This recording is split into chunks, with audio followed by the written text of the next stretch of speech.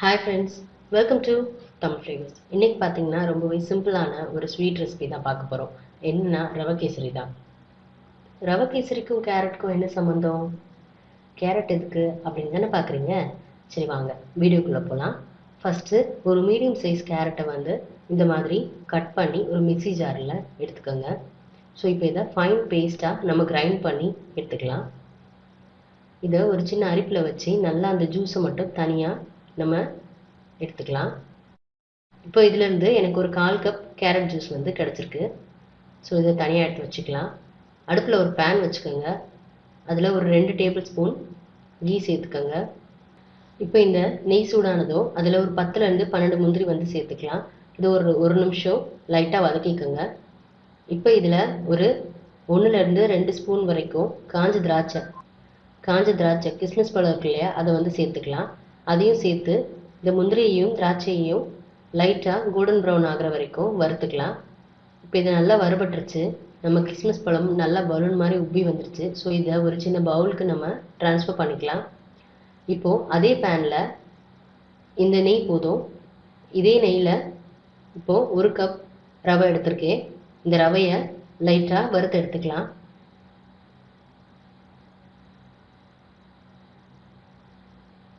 இப்போ இந்த ரவையிலேருந்து நல்லா வாசனை வர வரைக்கும் இந்த ரவையை வந்து வறுத்து எடுத்துக்கோங்க. ஒரு 5 நிமிஷம் போல் ஆகும். நல்லா லோ ஃப்ளேமில் வச்சு வறுத்து எடுத்துக்கோங்க. கூட்டி வச்சிட்டிங்கன்னா ரவையில் லைட்டாக ஒரு அடிப்பிடிச்ச வாசனை இருக்கும். அது இருக்கக்கூடாது. அதனால லோ ஃப்ளேமில் வச்சு வறுத்துக்கோங்க. இப்போ இதை ஒரு பவுலுக்கு ட்ரான்ஸ்ஃபர் பண்ணிடலாம்.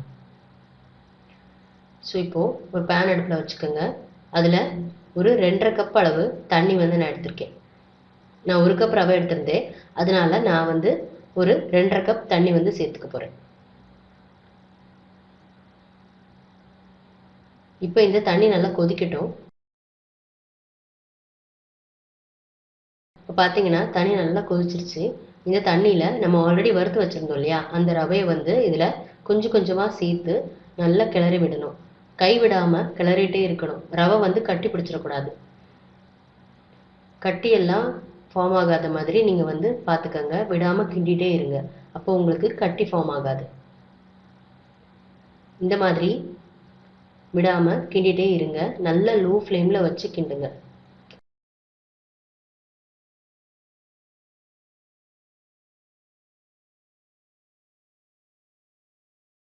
இந்த அளவுக்கு திக்கானதும் இப்போ இதில் நம்ம வந்து ஒரு 3/4 கப் சர்க்கரை வந்து சேர்த்துக்கலாம். சர்க்கரை வந்து உங்களோட தேவைக்கு ஏற்பதான். நீங்கள் அதிக அளவு இனிப்பு சேர்ப்பீங்க அப்படின்னா ஒரு கப் வரைக்கும் நம்ம சர்க்கரை எடுத்துக்கலாம்.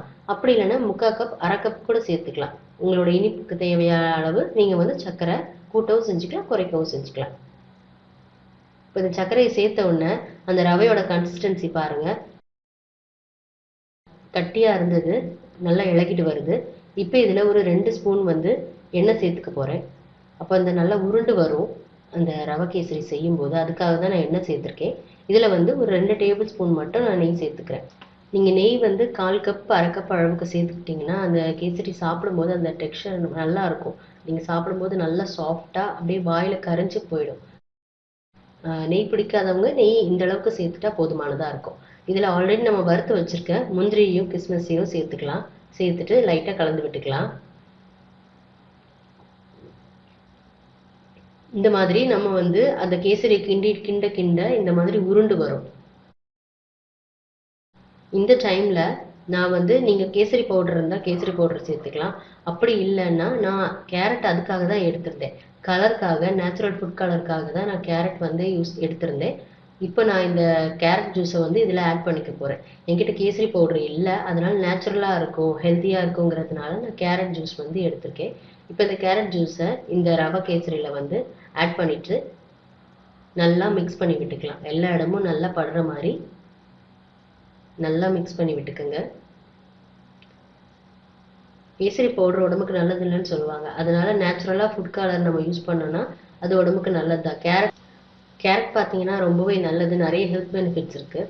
நீங்கள் கேரட் வந்து குழந்தைங்களுக்கு செஞ்சு கொடுக்குற மாதிரி இருந்தால் கொஞ்சமாக ரவை போட்டு ஒரு ஸ்வீட் பண்ணி கொடுக்குறதுல இந்த மாதிரி நேச்சுரலாக இல்லை வெஜிடபிள்ஸில் உள்ள ஜூஸ் ஊற்றி கொடுத்தீங்கன்னா குழந்தைங்களுக்கு இன்னும் கொஞ்சம் ஹெல்த்தியாக இருக்கும். ஸோ இந்த மாதிரி ட்ரை பண்ணி பாருங்கள். ஏலக்காய் பொடி இருந்தால் இதில் வந்து ஒரு 1/4 ஸ்பூன் ஏலக்காய் பொடி வந்து சேர்த்துக்கோங்க. அப்படி இல்லைன்னா ஒரு 4, 5 ஏலக்காவை வந்து நல்லா தள்ளி அதை வந்து இது கூட ஆட் பண்ணிக்கோங்க. ஆட் பண்ணிட்டு இதை நல்லா நம்ம கலந்து விட்டுறலாம். இப்போ பார்த்தீங்கன்னா நம்ம கேசரி நல்ல ஒரு லெமன் கலரோட அந்த கேரட்டோட கலரோட ரொம்பவே அழகாக ரெடி ஆயிடுச்சு. இந்த மாதிரி உருண்டு வர்ற பக்குவத்தில் நீங்கள் வந்து ஸ்டவ்வை ஆஃப் பண்ணிக்க வேண்டியதான். ஸோ இப்போ பார்த்தீங்கன்னா ரொம்பவே சூப்பரான ரவை கேசரி வந்து ரெடி ஆயிடுச்சு. நீங்களும் உங்கள் வீட்டில் ட்ரை பண்ணி பாருங்கள் ஃப்ரெண்ட்ஸ். ட்ரை பண்ணி பார்த்துட்டு உங்களோட கமெண்ட்ஸை மறக்காமல் எனக்கு கூட ஷேர் பண்ணுங்கள். உங்களோட நெகட்டிவ் கமெண்ட்ஸ், பாசிட்டிவ் கமெண்ட்ஸ் எதுவாக இருந்தாலும் எனக்கு மேலும் மேலும் அப்டேட்ஸ் கொடுக்காது ஹெல்ப்ஃபுல்லாக தான் இருக்கும். மறக்காமல் என்னோட சேனலை லைக் பண்ணுங்கள், மேலே இருக்கிற பெல் சிம்பிளை கிளிக் பண்ணுங்கள், சப்ஸ்கிரைப் பண்ணுங்கள். தேங்க்யூ ஃபார் வாட்சிங்.